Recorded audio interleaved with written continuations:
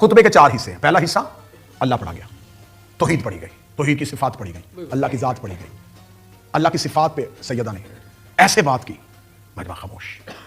اس کے بعد سیدہ خود ام ایمن کہہ رہی ہے کہ جب جناب سیدہ اپنے گھر سے نکلی تھی تو سیدہ نے ایک چادر بطور مکنا اوڑی ہوئی تھی, اس کے اوپر پھر ایک چادر اوڑی ہوئی تھی, یعنی کہ چادر کی بھی چادر تھی سیدہ کے پاس. جو کسائے سیدہ تھی اس کے اوپر بھی ایک چادر تھی.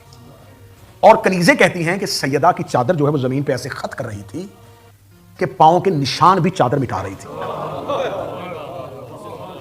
چادر ایسے زمین پہ آ رہی تھی کہ جو سیدہ جہاں سے چل رہی تھی وہ قدموں کے نشان چادر کے ساتھ مٹ رہے تھے.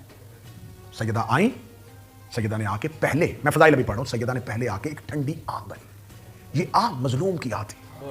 سیدہ کی آہ میں اتنا اثر تھا پوری مسجد سے رونے کی آوازیں بلند ہوئی. سیدہ اتنے مظلومانہ طریقے سے سیدہ نے پہلی آہ بھری, ایک سسکی لی سیدہ نے.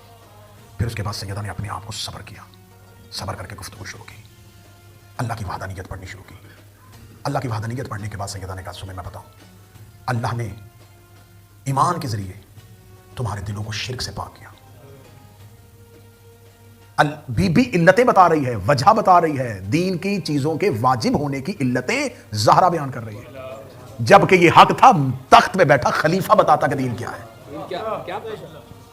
میں ممبر پہ ذکر کر رہا ہوں اور مجھے مجمع سے ادھر سے کوئی ایک بچہ اٹھے اور وہ کہے رکیے پہلے میں آپ کو بتاتا ہوں کہ ممبر کا حق کیا ہے. تو اس بچے کے علم کو دیکھنے سے پہلے لوگ میری نفی کو دیکھیں گے کہ یہ ایک بچہ اسے خاموش کروا رہا ہے اور وہ بتا رہا ہے کہ میں تجھے بتاتا ہوں, رک جا, مجلس کیسے پڑھتے ہیں.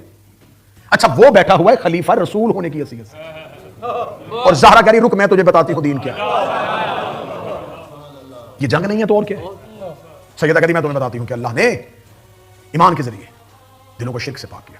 اللہ نے نماز کو اس لیے واجب کیا تاکہ تکبر کا خاتمہ ہو سکے. اللہ نے روزے کو اس لیے واجب کیا. اب میں جب سیدہ کا یہ خطبہ پڑھوں تو میں نے کہا تھا کہ اس خطبے کی میں کوشش کرتا تھا کہ پوری شرح اگلی کسی نہ کسی مجلس میں ضرور پڑھوں گا. میرا بڑا جی چاہتا ہے کہ میں سیدہ کے اس خطبے کی ایک ایک شرح پڑھوں. سیدہ یہ نہیں بتا رہی کہ ہم نے نماز کیوں پڑھی, سیدہ یہ بتا رہی کہ اللہ نے واجب کیوں کی. اچھا یہ کس کو پتا ہے کہ اس نے کیوں واجب کی.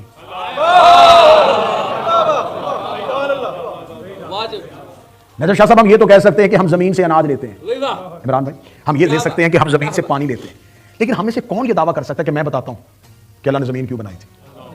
یہ تب ہی میں کہہ سکتا ہوں کہ یا تو میں خدا ہوں اور یا اس نے مجھے بتایا ہے کہ کیوں بنائی ہے.